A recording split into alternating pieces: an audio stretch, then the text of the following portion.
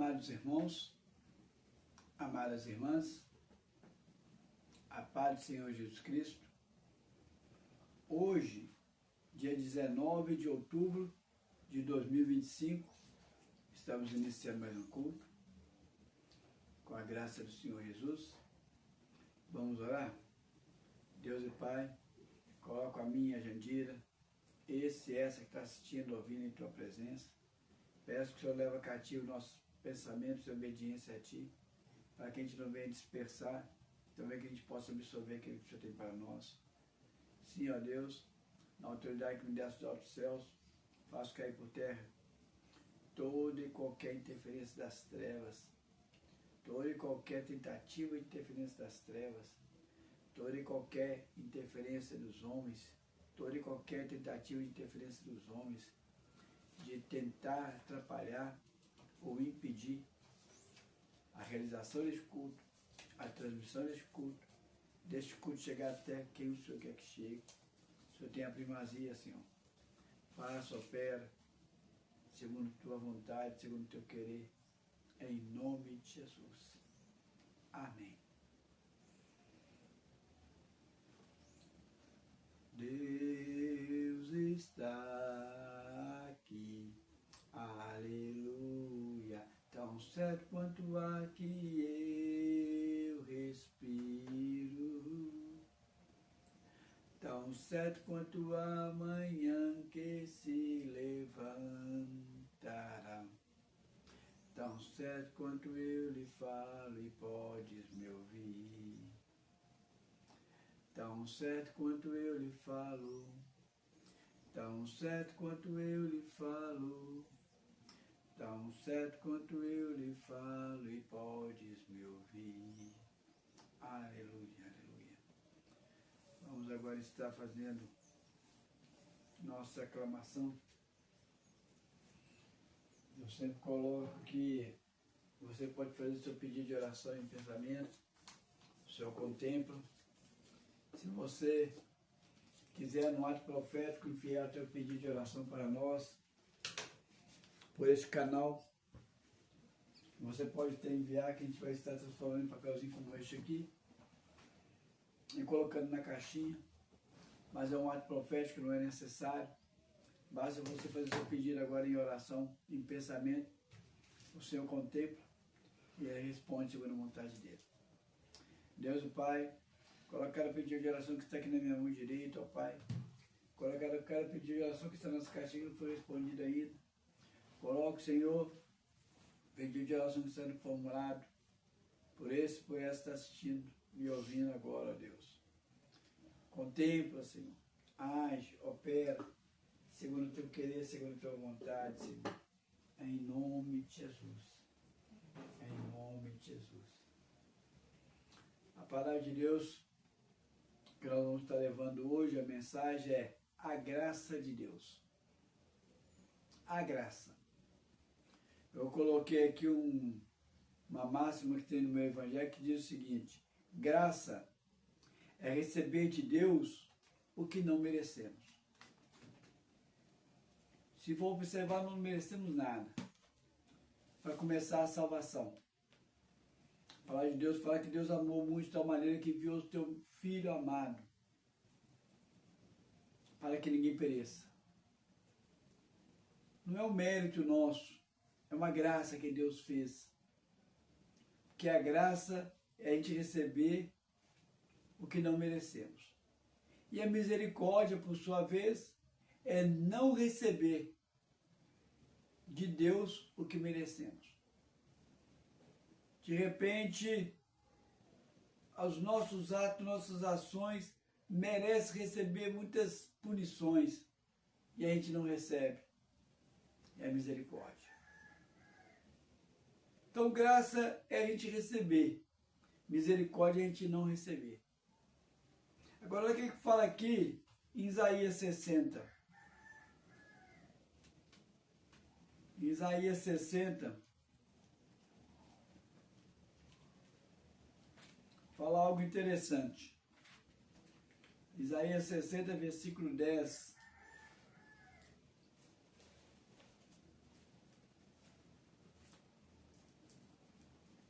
Fala algo interessante.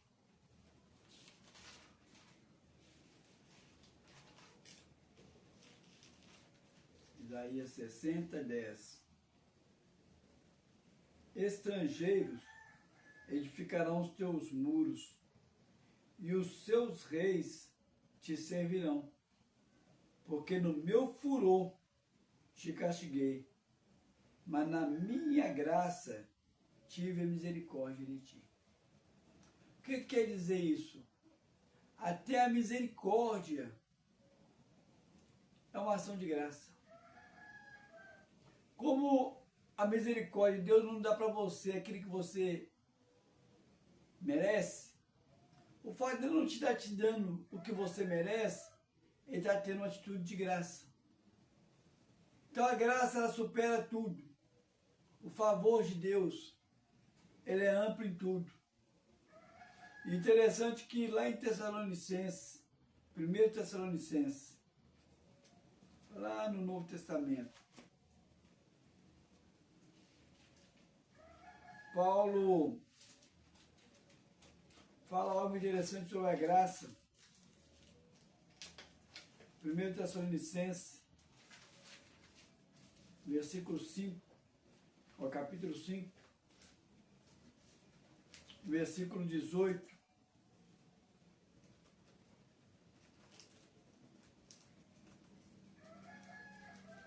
Primeiro Tessalonicenses 5, 18.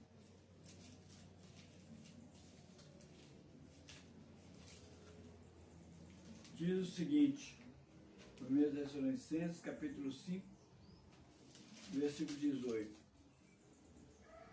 Em tudo dai graça, porque essa é a vontade de Deus em Cristo Jesus para conosco. Em tudo dá graça.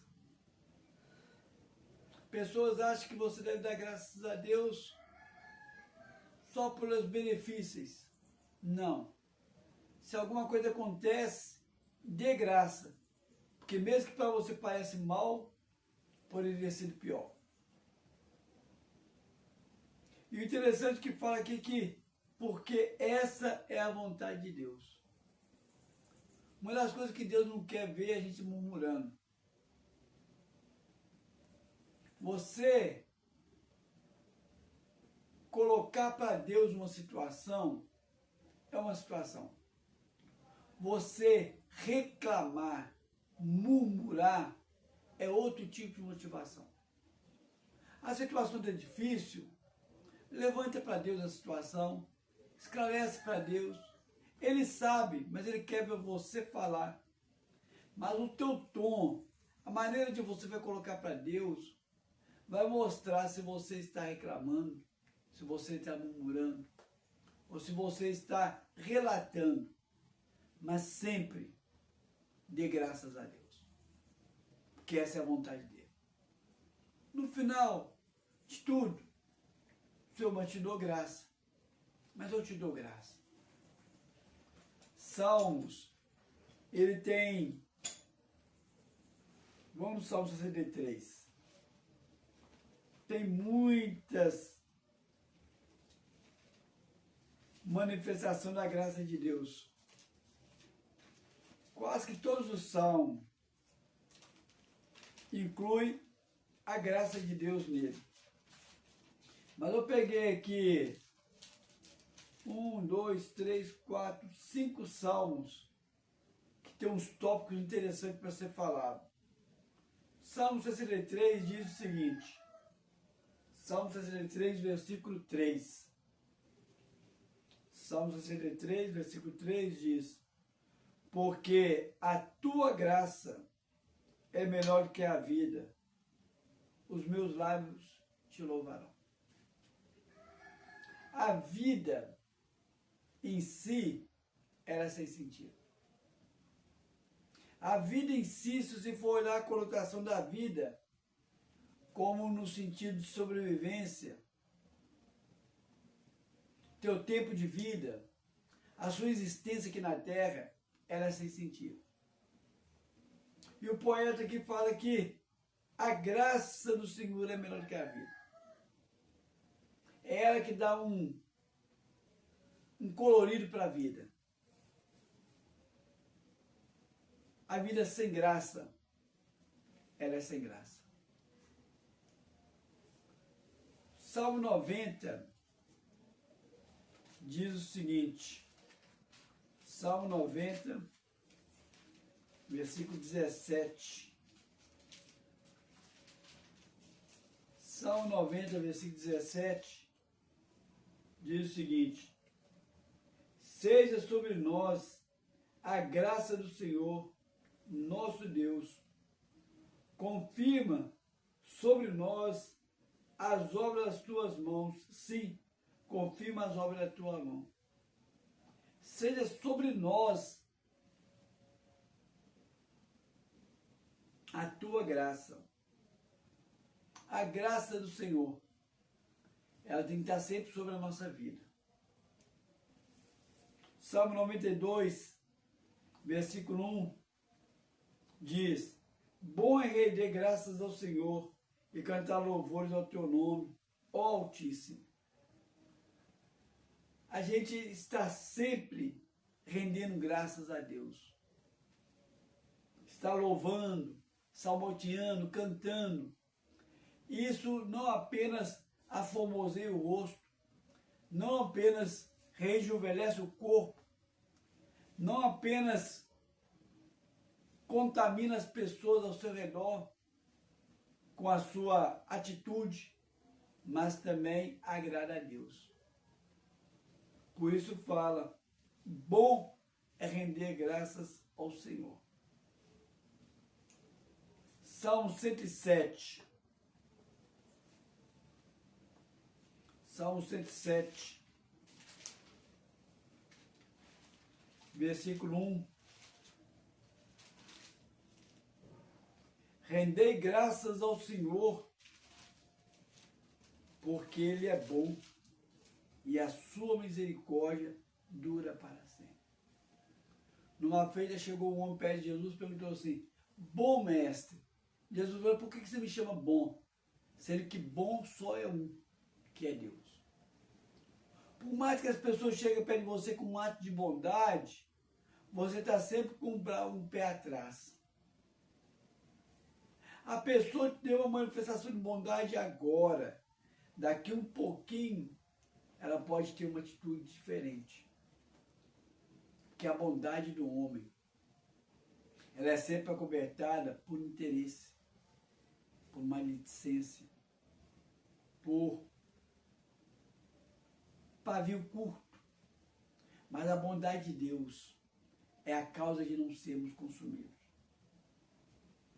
Então, rendei graça ao Senhor porque Ele é bom. Ele é o único digno de receber a nossa graça, por causa da bondade dele. Nós vamos ver aqui também, no capítulo 116, diz algo também interessante no capítulo 116, sobre a graça, versículo 17.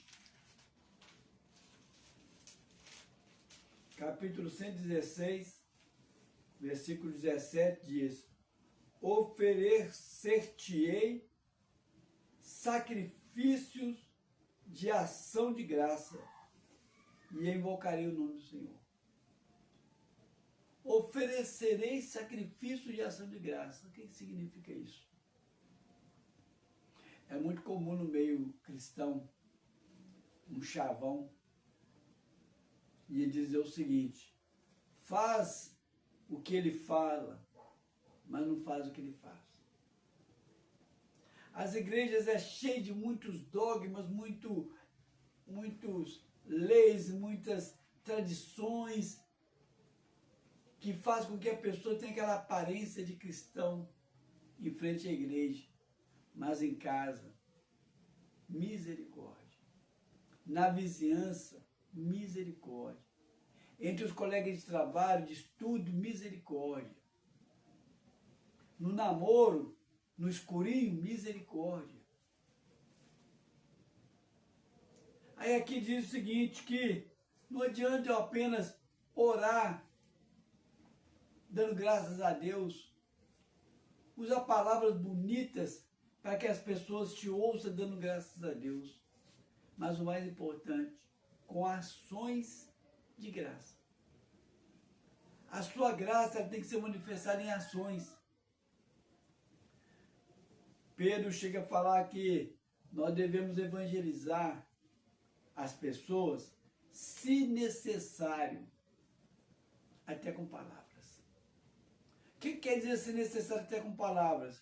O mais importante do que a gente fala é o que a gente faz. Será que as suas atitudes, elas manifestam graças a Deus? Será que o que você está fazendo são motivos de dar graças a Deus? As suas ações têm que ser esse graças a Deus. Mas por que sacrifício? Quando a gente lembra de sacrifício, a gente lembra de algo que penoso, algo que exige esforço, algo que exige a benignidade, negação, você abrir mão. Quer dizer então que você ter esse sacrifício de ações de graça é você de uma maneira consciente abrir mão daquilo que para você é melhor, mas você vai abrir mão porque vai ser uma ação de graça para Deus aquela sua atitude, porque você vai estar indo contra a sua natureza para poder fazer segundo a vontade de Deus. Aí é uma ação de graça como um sacrifício. É algo que vai ser penoso talvez para você, mas você escolhe fazer. Olha para vocês ver Jó. Jó capítulo 2, um pouco mais atrás do livro de Jó, antes de Salmo. Logo no iniciozinho, quando Jó passa por todas aquelas provações, não apenas perde tudo, como também vem para ele uma enfermidade terrível. Olha o que acontece. Jó, capítulo 2, versículo 9 e 10, diz o seguinte: então sua mulher lhe disse, ainda conservas a tua integridade? Amaldiçoa Deus e morre. Mas ele lhe respondeu, falas como qualquer doida. Temos recebido o bem de Deus e não receberemos também o mal? Em tudo isso, não pecou Jó com seus lábios. Essa fala, essa atitude de Jó foi uma ação de graça. Ele, na sua atitude, ele não dirigiu para Deus essas palavras, ele dirigiu para a mulher. Ele não estava falando o seguinte, assim, eu dou graças a Deus a tudo. Mas essa frase dele é uma ação de graça. Por quê? Porque ele deu graças a Deus por tudo que perdeu. Reconhecendo não apenas que ele recebeu benefícios de Deus, mas reconhecendo que aquela perda que estava tendo vinha de Deus. Deus estava permitindo. Porque ele sabia que tudo que acontecia com ele tinha que ter a permissão de Deus. Quando você tem uma noção de que a sua vida ela é conduzida por Deus e tem a permissão de Deus, antes de você ficar bravo com o diabo, antes de você culpar o diabo, antes de você culpar o seu cônjuge, antes de você culpar seu filho, seu pai, antes de você culpar seu amigo, o seu patrão, o seu empregado, a sua empregada, a sua patroa, antes de você culpar, você para pensar e fala assim, vem cá, mas Deus está no controle. Aí você fala igual o Jó. Eu não posso, de maneira nenhuma. Aí você lembra aquela palavra que Paulo diz, em tudo dá graça. Paulo mesmo teve uma experiência com relação à graça. Está lá em 2 Coríntios. 2 Coríntios, capítulo 12.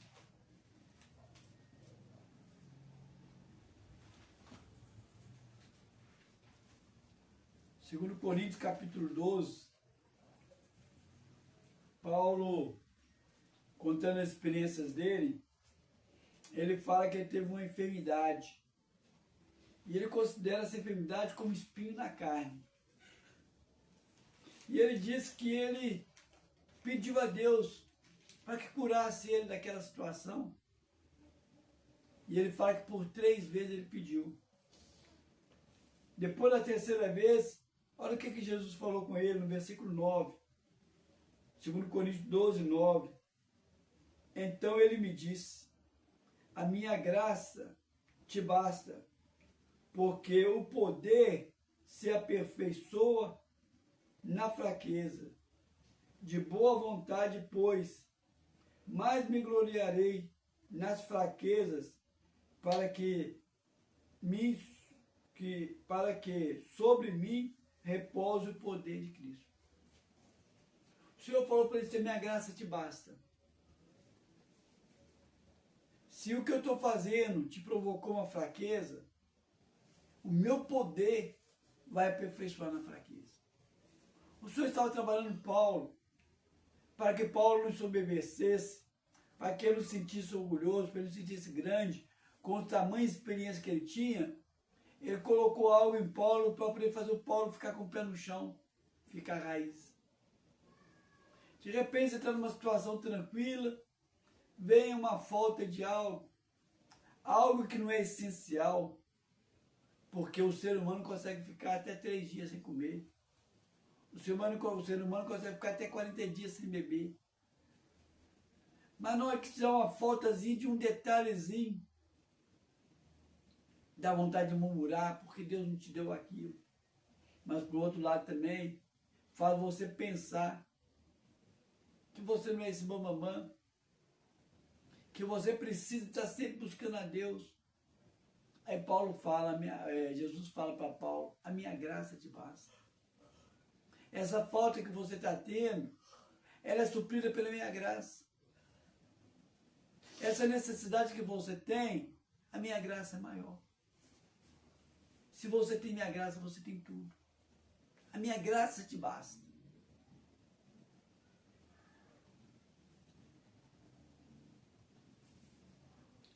Se você for prestar atenção, tem algumas pessoas que o Senhor olha com um olhar especial. Um trato diferente. Ele vê algo especial nas pessoas. E a palavra de Deus fala o seguinte, que ele acha graça naquela pessoa. Não é graça porque a pessoa é palhaço, não. Ele acha graça. Ele tem um olhar especial para aquela pessoa. Aquela pessoa, de certa forma, tocou nele de forma especial.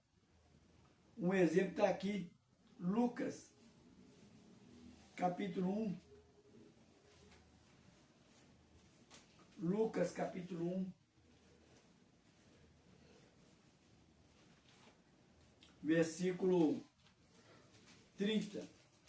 Não só você deve render graças a Deus, como o próprio Deus, ele vê graça na pessoa. Versículo 1, capítulo 30, capítulo 1, versículo 30 diz: mas o anjo lhe disse: Maria, não temas, porque achastes graça diante de Deus. Maria não é a única. Teve outras pessoas, mas muitas pessoas na Bíblia que Deus fala, que fala dessa maneira. Achastes graça diante de ti, muito amado do Senhor. E Maria foi uma dessas.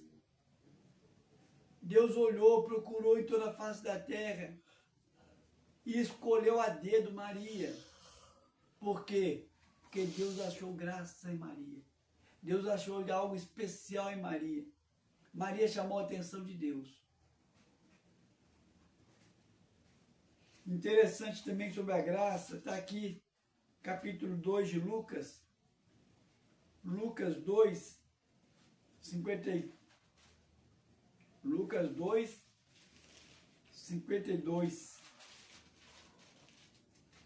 Quando fala de Jesus, sobre a formação de Jesus, o crescimento de Jesus, diz o seguinte: E crescia Jesus em sabedoria, em estatura e graça diante de Deus e dos homens.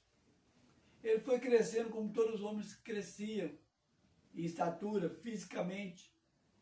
Ele foi crescendo em sabedoria, como qualquer outro homem crescia, mas de uma forma muito gigantesca. A sabedoria foi crescendo em Jesus. Mas o mais interessante é que ele foi crescendo também na graça de Deus. Aquele meninozinho ali, qualquer pessoa que olhava para ele, percebia a graça de Deus sobre ele. Seja na infância, seja na adolescência, seja na juventude, seja na vida adulta. Graça. A graça de Deus sempre acompanhou Jesus. Aí você fala o seguinte assim, qual é a maior expressão da graça de Deus? Eu falei para vocês, Deus amou o mundo de tal maneira que enviou o seu Filho amado para que todo aquele que nele crê não pereça. Quando você fala que todo aquele que nele crê, é a salvação. A maior graça que a gente recebeu é a salvação em Cristo Jesus. Nós seremos julgados por 3 formas. O primeiro julgamento, que vai ser feito lá no céu, para aqueles que não aceitou Jesus como Senhor e Salvador, é o julgamento da lei. Tudo que está escrito na lei, tudo que está escrito no Torá, tudo que está escrito nos livros dos profetas, tudo que está escrito nos livros históricos, vai ser um parâmetro, vai ser um prumo que vai ser colocado na pessoa. E a palavra de Deus fala, como falou ali para aquele homem, naquela mensagem escrita na parede: pesado fostes, achado em falta, vai ser lançado no inferno. A palavra de Deus fala que vai ser usada o parâmetro da letra. E a letra, as escrituras, por si só, ela não salva ninguém, ela condena. Por quê? Porque quando a lei fala que isso é proibido de fazer, ela está mostrando para você que você está condenado o que você está fazendo. Ela não te oferece uma maneira de te livrar da condenação. Ela te aponta a condenação. Porque se você errar e você não obedecer um único versículo, um único mandamento da palavra, já está condenado. Assim encerra a palavra de Deus lá no Velho Testamento. Quem não obedecer um único desses mandamentos já está condenado. Quer dizer que a letra, ela te esclarece o seu problema, mas não resolve o seu problema. Ela te esclarece e aí você é condenado. Uma outra maneira de julgar vai ser pela lei da consciência. Por que isso? Porque nem todo mundo conhece a lei do Torá. Nem todo mundo conhece a lei expressa no livro dos profetas, e nem no livro histórico, e nem nos livros poéticos. Essa pessoa que nunca viu falar da lei não vai ser escapado do julgamento. Por quê? Porque vai ter a lei da consciência. Lá no fim de tudo. E a lei da consciência ela é terrível, porque ela é implacável. Você esconde de qualquer pessoa o que você fez, mas na sua consciência você não esquece, não consegue esconder. Então o que a consciência vai fazer? Ela não vai te salvar, ela vai aflorar o seu problema e você próprio se condena. Mas existe uma terceira lei, um terceiro julgamento, que esse julgamento é feito em vida. Não é feito com os outros 2 depois que você morre. Ele é feito em vida aqui na terra. Tem que ser feito consciente. E você tem que fazer de livre e espontânea vontade. É aceitar Jesus como Senhor e Salvador. Essa é a lei da graça. E essa lei da graça te livra tanto da lei, das escritas, como te livra da lei da consciência. Quando Deus te perdoa, a primeira coisa que Deus pede para você é o seguinte assim: aceita o perdão que eu estou te dando. Toda vez que a sua consciência te lembrar daquele problema que você fez, daquele pecado, ele vai te falar, vai assim, olha, aceita o perdão. Joga esse pecado seu no mar do esquecimento, que eu estou te perdoando. A lei do perdão, a lei da graça.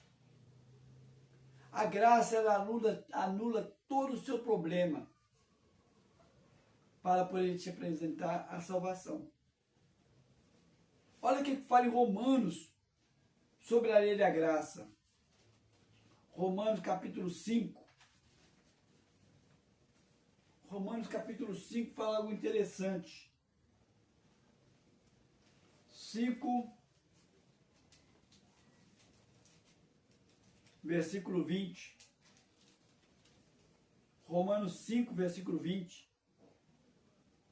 Sobreveio a lei para que avultasse a ofensa. Mas onde abundou o pecado, superabundou a graça. As pessoas não conseguem entender isso. Puxa vida, mas fulano matou, fulano estrupou, fulano roubou, fulano mentiu. Puxa vida, fulano fez tanta... e vai receber a graça. A palavra de Deus vai ser bem clara que aquele a quem mais é perdoado, mais ama. Deus levanta uma pessoa da sarjeta, daquelas situações mais terríveis, e traz para o meio. Você fala assim, mas puxa mesmo, por que Deus foi salvar essa pessoa? Essa pessoa merecia o inferno. Mas não é só essa pessoa que merecia o inferno, não. Para Deus não existe pecadinho nem pecadão. Aquele pecado de homicídio é tão terrível como o pecado da mentira. Todos é colocar na mesma condição. Qual é a condição? O inferno. A condição é qual? Não perdão. Mas Deus, pela sua graça, faz vir abundante graça onde estava o pecado. Vem muito mais graça sobre graça. Sobre essa lei da graça, olha o que fala em Romanos 4, versículo 16. Romanos 4, não. Primeiro, antes, nós vamos em Romanos 3, versículo 24. Fala algo muito interessante sobre a graça. 3, 24. Para explicar a graça, diz o seguinte assim: sendo justificados gratuitamente por sua graça, mediante a redenção que há em Cristo Jesus. Olha para você ver como é que ele deixa bem claro. O ato de Jesus na cruz do Calvário justificou gratuitamente. Eu não paguei nada, ele pagou gratuitamente. Para mim vai ser de graça. Quem pagou foi ele. O que isso é? Uma ação de graça. Quer dizer que a graça, a lei da graça, é uma justificação dos seus pecados gratuitamente através de Jesus. É meio ilógico no raciocínio humano de falar, mas é muito funcional no mundo espiritual. Por quê? Porque alguém pagou. Você pecou, pecou. Merece condenação? Merece. Mas alguém foi condenado no seu lugar. É algo muito simples. Está aqui. Justificado gratuitamente mediante a redenção de Cristo. Jesus se rendeu para que você fosse justificado, para que você recebesse a lei da graça. Agora sim que nós vamos no 4. Quando você fala a respeito da fé, 6 fala grande, frase interessante. Romanos 4,16. Essa é a razão porque provém da fé, para que seja segundo a graça, a fim de que seja firme a promessa para toda a descendência, não somente ao que está no regime da lei, mas também ao que é da fé que teve Abraão, porque Abraão é pai de todos nós. Abraão é o pai da fé. Então, a fé vem sobre nós como uma graça de Deus. A pessoa fala assim, como que vem a fé para a gente? A fé vem do ouvir a palavra de Deus, ouvir Deus. Quer dizer, então, que no momento que Deus quer te dar uma graça da fé, Ele te fala. Eu estava orando a Deus sobre a mensagem do fim do ano. Na hora que Deus me deu a mensagem e ainda algo mais sobre o que eu fazer com essa mensagem, eu imediatamente glorifiquei a Deus. Quando você percebe Deus falando com você, você está no ritmo. Mas imediatamente você para e fala, gente, é indiscutível. Foi Deus falando comigo. Porque Ele gerou fé em você. A minha esposa estava fazendo uma peça no ateliê, e ela falou comigo assim, Carlos, eu estava orando a Deus, pedindo a Deus uma novidade. Assim, semana e meia, Deus me mostrou fazer isso. Aí, na hora que ela estava executando aquela peça, ela falou assim, puxa vida, será que vai dar errado? Eu tinha uma convicção clara que não ia dar errado. Eu tinha convicção por quê? Porque não era o intelectual dela, não era a inteligência dela, não era a experiência dela, não era ela que estava falando assim, vou fazer. Não, ela falou comigo. Deus me deu essa ideia. Na hora que ela falou que Deus me deu essa ideia, gerou em mim a fé de que ia dar certo. Porque não foi qualquer peça, Deus me deu. Teve uma peça também que ela fez, outrora, que nós estávamos andando. Ela virou para mim e falou o seguinte, olha, Deus mandou pegar isso aí. Um galho de árvore que estava entre meio barro, todo lamaçal. Na hora que eu fui pegar aquele galho de árvore, estava vindo um caminhão cheio de areia. Não deu tempo de eu pegar a árvore. O caminhão acabou de soterrar mais aquele galho de árvore e trincou ele mais ainda. Falei com ela assim, agora deixa eu te pegar. Ela falou, não, pega, porque Deus está mandando pegar. Mesmo depois disso, Deus está mandando pegar. Eu sabia que dali ia sair uma arte. Ela deixou aquela árvore lá, aquele galho no canto por um bom tempo. Depois fez a arte. Ficou uma arte linda. Não é simplesmente a alegria daquela arte linda, mas a unção que está por causa daquilo. Pessoas têm chegado, têm visto os objetos que a minha esposa faz, têm sido impactado com a presença de Deus, porque percebe Deus falando através daquela arte. Nós temos presenciado pessoas chegar a chorar, literalmente, não porque ficou emocionado com a arte que foi feita, mas porque foi tocado, porque viu fé, viu uma ação de fé, viu uma fé impregnada naquela arte, viu uma ação de Deus naquela arte. Por quê? Porque a fé, ela é uma graça de Deus. E essa fé é que nos impulsiona a aceitar Jesus como Senhor e Salvador. E essa fé que nos impulsiona a caminhar nesse caminho da graça.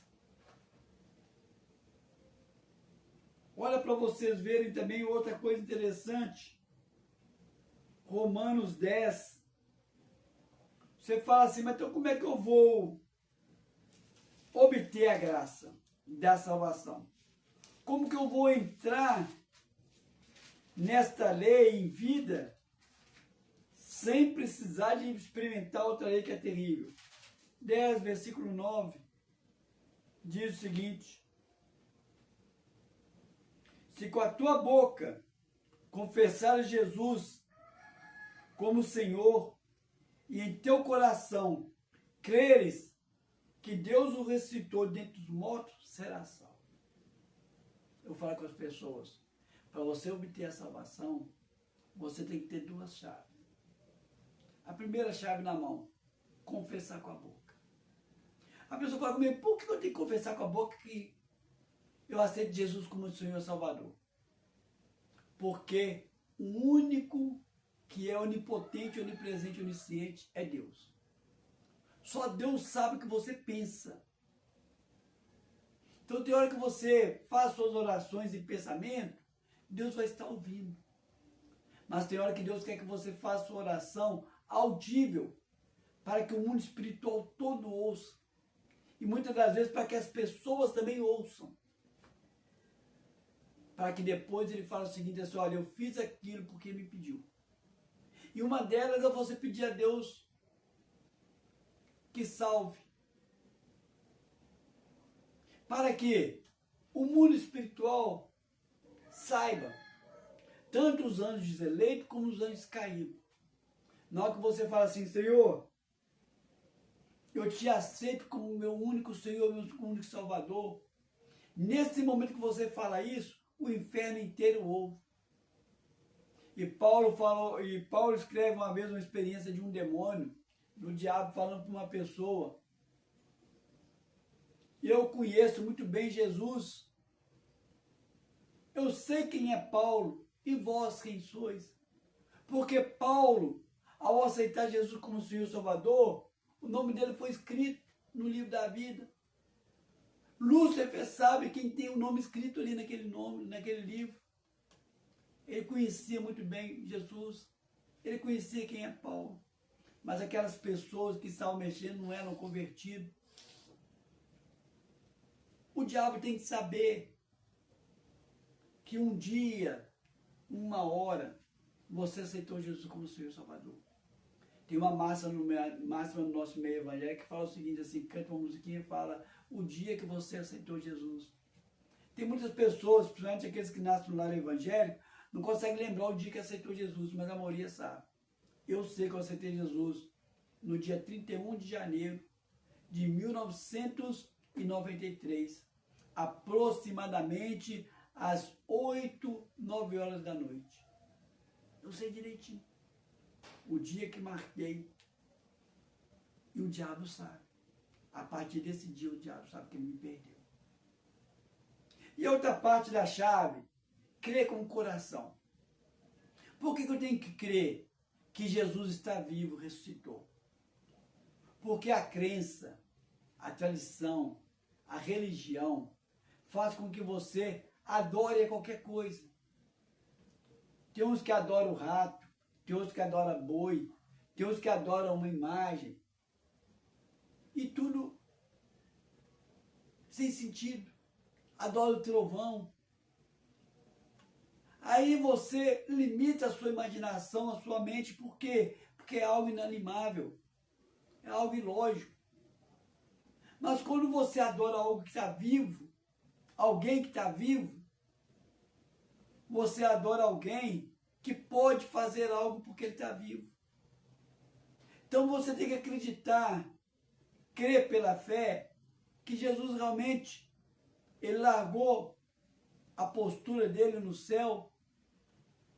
O Verbo se fez carne e habitou entre nós. Que o Verbo ficou aqui na terra durante 33 anos. Esse Verbo foi para a cruz do Calvário e morreu. Mas 3 dias depois, ele voltou, ressuscitou, ficou 40 dias aqui na terra e subiu para o céu vivo. E ele assumiu o trono. Você tem que ter essa certeza, essa convicção de que ele está vivo, por quê? Porque aí você vai reconhecer que ele vivo está dentro de você, ele está com você. Faz diferença muito grande. Se você não tiver a fé de que Jesus está vivo, é nulo você ter aceitado Jesus como Senhor e Salvador. É duas chaves. A primeira, confessar com a boca. A segunda, crer com o coração. Essa chave faz com que você tenha a convicção da salvação. E o que quer dizer convicção de salvação? Eu costumo dizer que a incerteza da salvação está para o mundo inteiro. Eu costumo dar um exemplo. Madre Teresa de Calcutá fez obras maravilhosas, mas se ela não aceitou Jesus como seu Salvador, existe a dúvida da salvação sobre ela. Hitler matou milhões de pessoas. Se antes dele morrer, ele aceitou Jesus como seu Salvador, sobre Hitler está a certeza da salvação. Quer dizer que a incerteza da salvação é tão grande que coloca tanto Hitler com atitudes terríveis, como Madre Teresa de Calcutá com atitudes tão bondosas, no meio da incerteza. Nós não podemos julgar quem vai para o céu, quem não vai para o céu. Mas nós podemos, em vida, ter uma convicção pessoal se eu vou para o céu ou não. Eu escolho ter a convicção da salvação em vida. Pode todo mundo duvidar, a minha mãe, meus parentes duvidar de mim, mas eu tenho convicção, eu aceitei Jesus como Senhor e Salvador. Durante 2 anos, no meu início da minha conversão, a minha sogra duvidou de mim. Ela achava que eu tinha aceitado Jesus por interesse da Jandira, que é a minha mãe na fé. Mas eu tinha certeza. Desde o primeiro dia que eu aceitei Jesus como Senhor e Salvador, dia 31 de janeiro de 1993, eu tive a convicção de que eu tinha salvação garantida.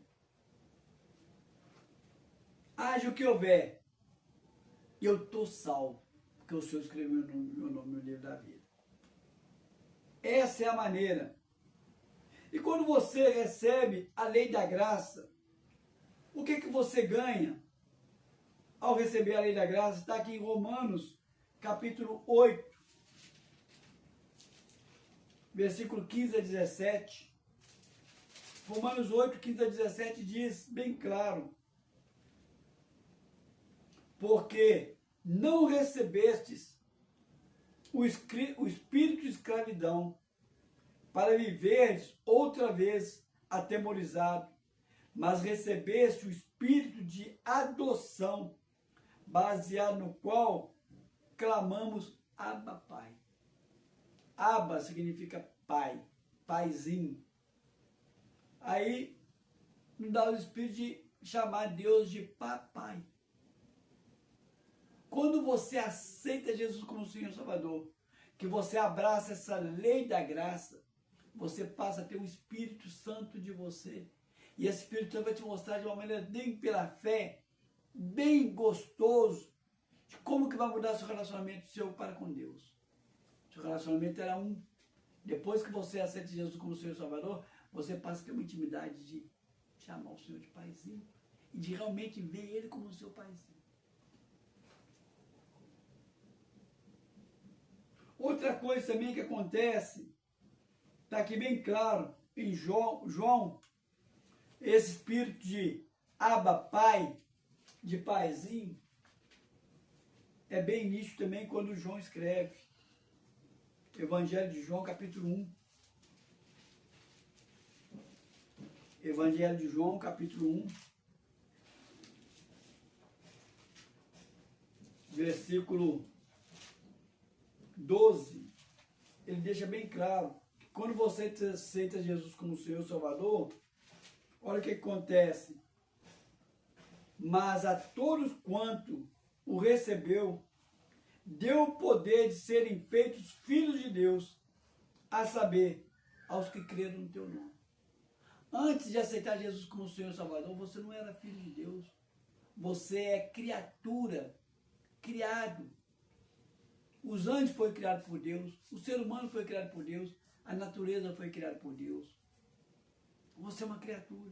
Você só se passa a ser filho de Deus quando você aceita Jesus como Senhor e Salvador. E quando você aceita Jesus como Senhor e Salvador, olha com o que você é comparado. João capítulo 3, versículo 8.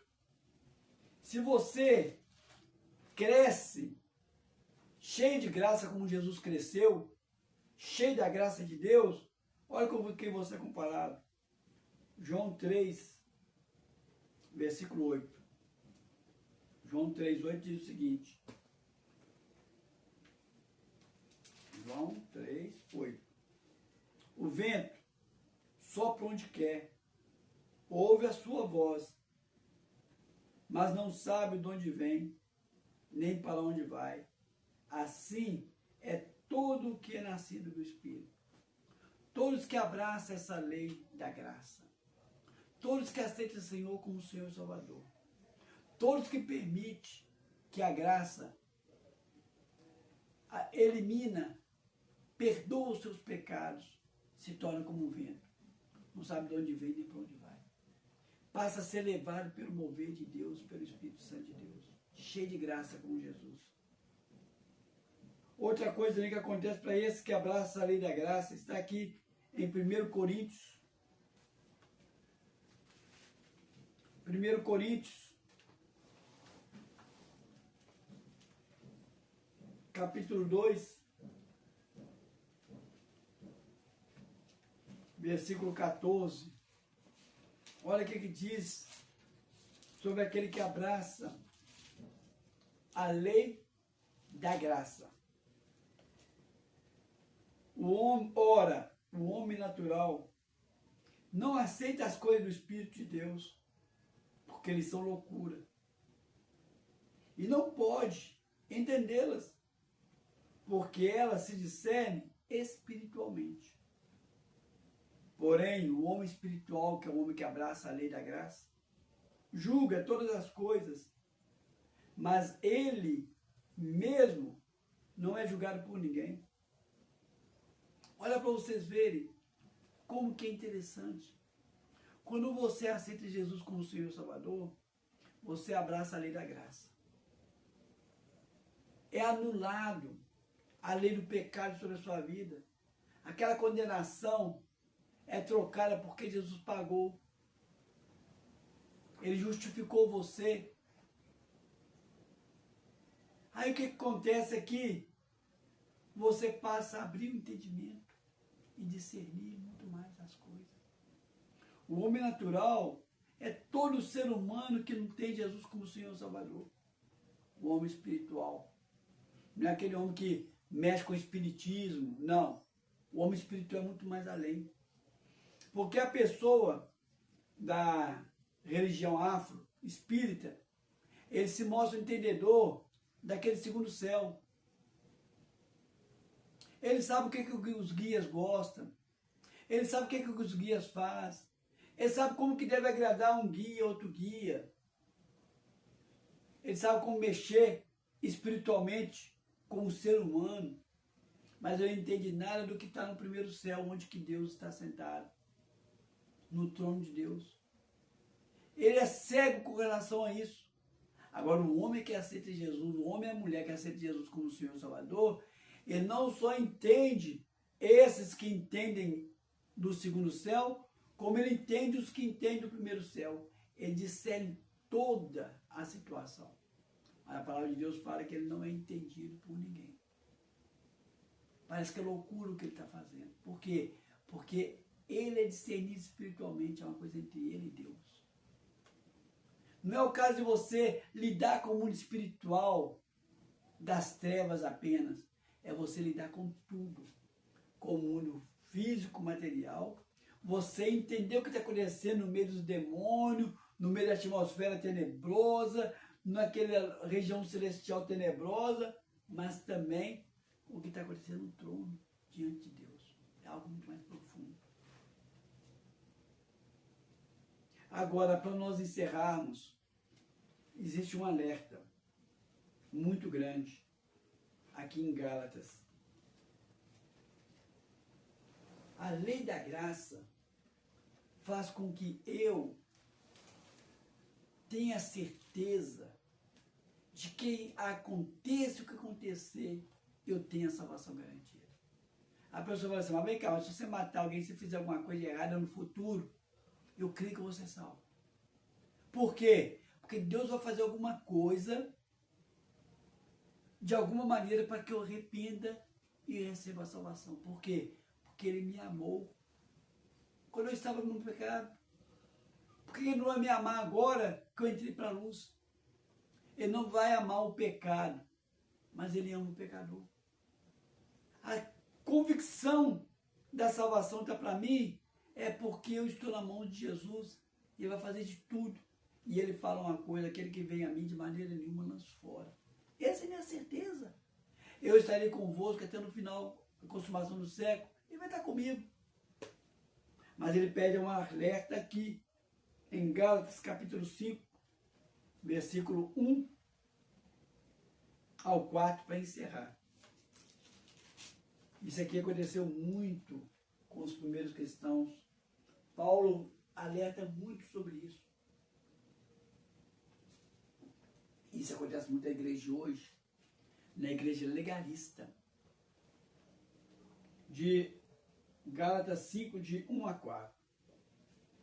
Para a liberdade foi que Cristo nos libertou. Permanecei, pois, firmes e não vos submeteis de novo ao jugo da escravidão. Eu, Paulo, vos digo que, se vos deixares circuncidar, Cristo de nada vos aproveitará. De novo, testifico a todo homem que se deixa circuncidar, que está obrigado a guardar toda a lei. Se circuncidar, está obrigado a guardar toda a lei. De Cristo vos desligastes, vós que procureis justificar na lei. Da graça caístes. É algo muito simples. Quando você vê a graça de Deus, é algo tão imenso. A Jandira, incrível, que muitas das vezes ela falava comigo. Falou, não, eu vim para o Evangelho, liberdade. Eu sou livre. Uma coisa é você ser livre, outra coisa é libertinagem. Você não pode pegar da liberdade para fazer o que você quer. É diferente. Mas você é livre. Mas o homem tem uma maneira muito grande de criar leis e normas para colocar você encaixotado dentro de uma lei local, denominacional, dentro de uma lei local, de uma igreja local, dentro de uma lei imposta pelos pais, dentro de uma lei imposta pelo patrão, dentro de uma lei imposta pelos seus amigos. A coisa tem que ser assim. Se for assim, você sai do grupo. Aí Paulo fala aqui, olha, se você aceitar ser guiado pela lei, já caiu da graça. A graça de Deus já afastou de você, por quê? Porque você já não vai viver mais pela graça, você vai viver pela lei. Eu te pergunto, não é por isso que de repente você está hoje desviado? Ou não é por isso que você hoje está na igreja, mas já está distanciado de Deus há muito tempo? Uma vida de cristão fria, religiosa. Está desviado dentro da igreja, ou está desviado fora da igreja? Porque você parou de abraçar a graça de Deus, o perdão de Deus, e passou a obedecer leis de homens, ou leis que você mesmo inventou para si mesmo. Ora após mim agora, pedindo perdão a Deus, que Ele pode voltar a ter comunhão com você, porque Ele não vai de maneira nenhuma te abandonar. Ele só espera você reconhecer, como Pedro fez, e voltar. Ora após mim dizendo, eu reconheço que muitas vezes contemplei as circunstâncias, contemplei os meus pecados, contemplei os pecados dos meus irmãos, não entendi os teus propósitos, por isso eu afastei de ti. Peço perdão agora, peço que o Senhor volte a ter comunhão comigo e que o Senhor me ajude a voltar a ter comunhão com meus irmãos, em nome de Jesus. Amém? Agora me dirijo a você que já fez essa oração aceitando Jesus como Senhor e Salvador, mas de uma maneira muito... só a primeira chave, só com a boca, mas não firmou com o coração. Ou você que jamais fez essa oração, faça comigo, não perca tempo. Aceita Jesus como Senhor e Salvador. Ora após mim dizendo, eu vou falar meu nome, você diz o seu. Eu, Carlos, você diz seu nome. Reconheço que muitas vezes, por atitudes, por palavras, por pensamentos, e até por omissão, eu entristeci o coração de Deus. peço perdão agora. Também reconheço que não consigo conduzir minha própria vida. Quanto mais ser exemplo para as pessoas que eu amo. Por isso coloco a mim, tudo que eu tenho, todos que eu amo, aos teus pés, para o Senhor fazer o que o Senhor bem quiser. Peço também que o Senhor escreva meu nome no livro da vida. E a partir de agora, de uma maneira consciente, eu reconheço Jesus como meu único e suficiente Senhor e Salvador. Amém? Vou orar por vocês. Deus e Pai, coloco esse e essa que aceitou o Senhor como Senhor e Salvador. Coloco esse e essa que voltou pelos teus caminhos em tua presença. Sim, Senhor, que a tua graça, a tua abundante graça esteja sobre eles. Faça com que eles cresçam cada vez mais e mais na graça, Senhor, para que jamais venham desviar de Ti novamente. E os que aceitaram o Senhor nunca venham desviar de Ti, em nome de Jesus. Amém? Vou agora estar entregando a bênção apostólica, o Senhor permitindo-me que venha estaremos aqui novamente. Deus e Pai, na autoridade do universo dos altos céus, como embaixador do Senhor aqui na terra, coloco a minha, a Jandira, esse e essa na tua presença. Determino que tenhamos uma semana mais que abençoada. Que a gente possa entender, que a gente possa experimentar, que a gente possa ver de uma maneira como nunca percebemos a graça do Senhor sobre a nossa vida. Em nome de Jesus. Amém.